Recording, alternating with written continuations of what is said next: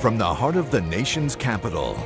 This week, with ABC News Chief Washington Correspondent George Stephanopoulos, live from the Newseum on Pennsylvania Avenue. And we begin today with the Secretary of State, Hillary Clinton. Thanks for spending time with us this morning. Oh, it's a pleasure to talk with you from Singapore, George. Well, and as you're in Singapore, you and the President are facing really his toughest decision yet on Afghanistan. And on his way over, when he stopped at Elmendorf Air Force Base, President Obama made this commitment to the troops and the country. Listen. We'll give you the strategy and the clear mission you deserve. We'll give you the equipment and support that you need to get the job done, and that includes public support back home. That is a promise that I make to you. Now, that is a tough promise to keep. History shows that the public won't support a war for very long if they're not convinced that the goal is worthy, but also, and probably more important, that the war can be won. How can you convince the country that this war can be won? Well, I think the President said it very well in talking to some of the brave young men and women in uniform when he stopped at Elmendorf. What he's been doing in the last weeks is testing every single assumption, asking for evidence, asking for dissenting opinions. I mean, he has conducted an extraordinary effort to make sure that the decision he makes is rooted in his best judgment as to what is in the national security interest of the United States. And I believe that's a case that can be made to the American people. I have no doubt about that. Now, look, I understand that there will be people who are maybe critical or unconvinced or not persuaded, but I think the majority of Americans will know that this president has gone the extra mile, in fact more than that, to make sure that whatever decision he makes is in the best interests of our country, that it is aimed at making our country more secure and supporting our men and women in uniform as they fulfill the mission. One of those dissenting voices right now is reported to be our ambassador in Afghanistan, Carl Eikenberry. He's also the former commanding general of U.S. forces there, and he has sent cables to Washington warning that President Karzai is not a worthy partner and that sending more troops to Afghanistan now could actually make it more difficult for the Afghan government, President Karzai, the Afghan army, to do what they need to defend their country on their own. And I know you can't comment on any classified cables, but what do you think of this sentiment that President Karzai has not shown that he's a credible partner yet, and that sending more troops now will actually make the Afghan army too dependent on U.S. forces? Well, George, you're right. I can't and wouldn't comment on the confidential advice that anyone has provided to the president during his deliberations. But the argument that you've just described is one that a number of people have made in the press and in arguments that have certainly been made known to me, to the president and others. We agree that our goal here is to defeat al-Qaeda. That has been a clear goal and a mission from the president ever since he made his commitment of additional troops back in the spring. And we understand that the Afghans themselves need help in order to defend themselves against the Taliban. Those are mutually reinforcing missions, but our highest obligation is to the American people. It is to do everything we can to make sure that America is secure, that our allies, our interests around the world are protected. And that is what we're focused on.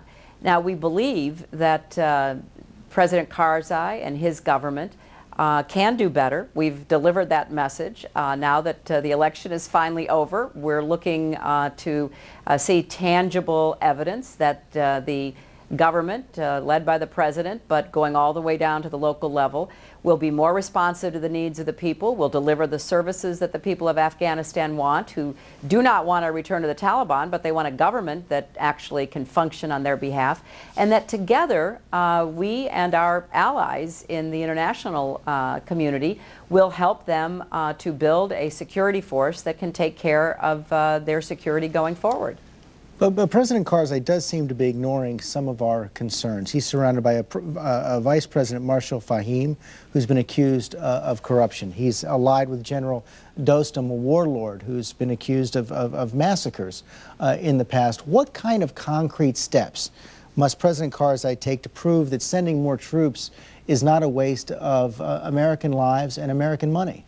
I've made it clear that we're not going to be providing any civilian aid to Afghanistan unless we have a certification that if it goes into the Afghan government in any form, that we're going to have ministries that we can hold accountable. We are expecting there to be a major crimes tribunal, an anti-corruption commission established and functioning because there does have to be actions by the government of Afghanistan against those who have taken advantage of the money that has poured into Afghanistan in the last 8 years so that we can better track it and we can have actions taken that demonstrate there's no impunity for those who are corrupt. So we're going to be doing what we can to create an atmosphere in which the blood and treasure that the United States has committed to Afghanistan can be justified and can produce the kind of results that we're looking for. But we have no illusions. This is not the prior days when people would come on your show and talk about how we were going to help the Afghans build a modern democracy and build a more functioning state and do all these wonderful things.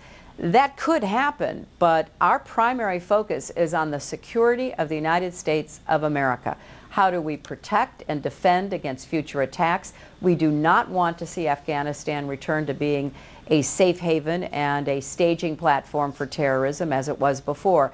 That is what is driving the president to make the best decision he can make.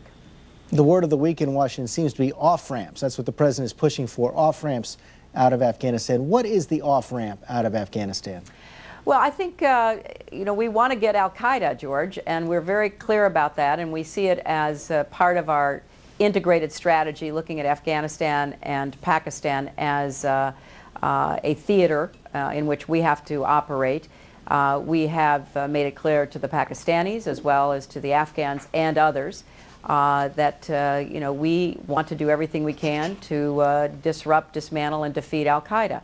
And when we talk about on-ramps, off-ramps, whatever the terminology of the day might be, that's a kind of shorthand. What we're trying to figure out is what is the best decision the president can make to achieve our primary core objective. We're not interested in staying in Afghanistan. We have no long-term stake there. We want that to be made very clear. We came to do a mission. Unfortunately, it was not achieved in the last 8 years. In fact, the mission was changed because it could not be achieved or no longer was the primary goal that was expressed in the prior administration. Well, our goal is very clear. We want to get the people who attacked us, and we want to prevent them and their syndicate of terrorism from posing a threat to us, our allies, and our interests. While you are there, the Attorney General announced that he was going to be prosecuting al-Qaeda members in U.S. criminal courts in Manhattan, in New York City, Khalid Sheikh Mohammed and 4 of his alleged accomplices. And that's come under some fire, including from the former mayor of New York, Rudy Giuliani, who's our next guest. Here's what the mayor had to say about that decision. This was an act of war and an act of terror. They should be prosecuted. They should be prosecuted in a military tribunal.